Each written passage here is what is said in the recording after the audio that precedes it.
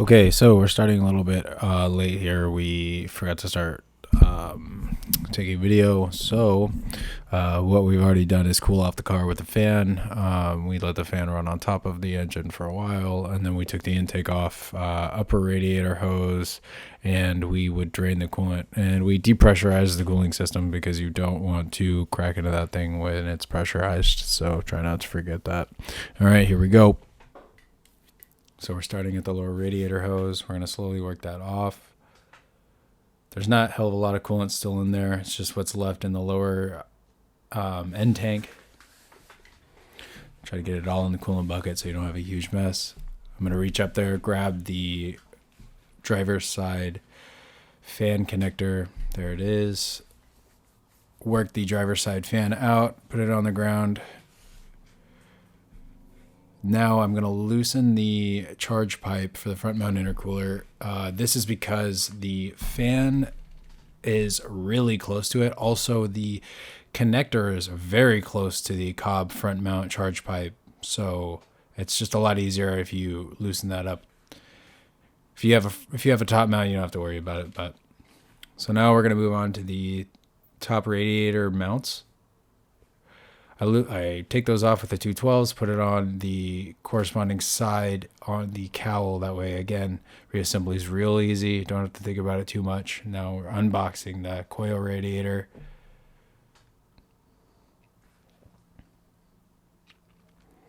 This is a double core, whereas the OEM unit is a single core. So you have a whole lot more capacity for cooling in here. This is going into this STi for track use. Otherwise, I would say if you're doing things like autocrossing or, whatever you do on the street, it's probably not necessary, but in this case it is. There's a little eyelet in this fan. This is for the overflow tank. On this one, we've moved to a Cobb unit, so this isn't necessary. We're also going to shave it off because it tends to hit that front mount intercooler charge piping. I don't know why I said all of that. It tends to hit the charge piping on this radiator if you don't cut that off. Now, this Koyo rad doesn't come with instructions, so that's just what I interpret. Plus, again, we've switched, so it doesn't really matter. Now we're going to put the radiator fan 10 mil bolts back in the top. This is a mistake. There's two 10 mil bolts on here that are used to mount the hard pipe to the overflow tank. And you'll see that a little bit later. Here I'm moving the clamp out of the way so that I don't accidentally hit, when I'm maneuvering this hose, I don't accidentally hit any of the radiator fins. I don't scrape up that wrinkle red pulley cover. Also, here is where I realized that you don't install that expansion nipple yet. It's a lot easier if you wait, put the radiator fan in, get it all lined up. And I'm just reaching down there and feeling where it's going in before I just start jostling it wildly, and make sure it's nice and lined up. You're not fighting anything. I'm going to put the rest of these 10s in. Again, 2 of these you don't have to do yet. You actually shouldn't do yet because the hard line is not installed yet. The upper radiator hose also you don't have to do right now. It's best to install the upper hard line in first, but you'll see later I just kind of swoop it underneath the upper radiator hose and it's not a problem. But those 210s will definitely have to come back out. Now I've moved to tightening up the top portion of the charge pipe coupler. Don't forget to tighten those up if you've loosened them. That's very important, or else that thing is going to blow off as soon as you go out and hit boost, and you're going to feel real dumb and you're going to be embarrassed. And some Evo owner's probably going to laugh at you or something. So here I am fishing the passenger side fan connector back through. I'm making sure that it's not pressed up against the charge piping. It is a very tight fit in there with this intercooler piping. So I've just maneuvered the pipe over a little bit so that it's not hitting. And then I'm going to go to the driver's side now, replug in the fan motor, hook up the lower radiator. I wouldn't recommend using needle nose pliers. This is just what I had on hand. And on hand, I mean my immediate vicinity. I'm lazy, but it'll work.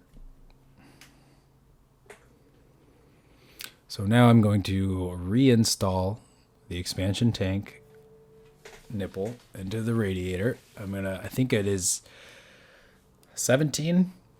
So 17, a little bit of torque, maybe 12 foot-pounds, probably less. It's aluminum, so just do it by hand.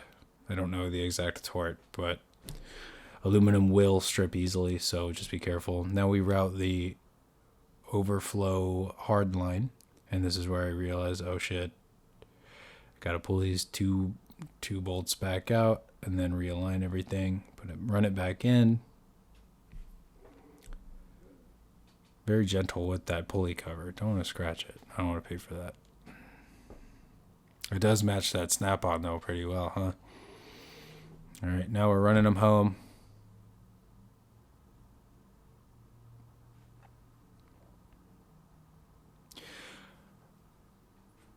This car had a bunch of work done at Cobb, and they had zip-tied this overflow line to the tank. To the hood latch release cable, looks like. So I'm going to just replace that zip tie. Going back in. Kind of just checking over everything right now. There's the expansion hose. Throwing that on the nipple. Make sure you clamp that up so it doesn't blow off.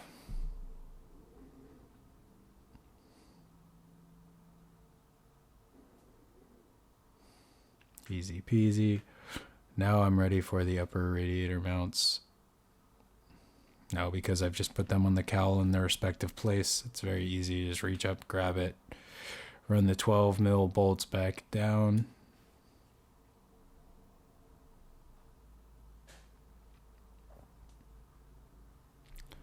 And we should be getting ready to burp.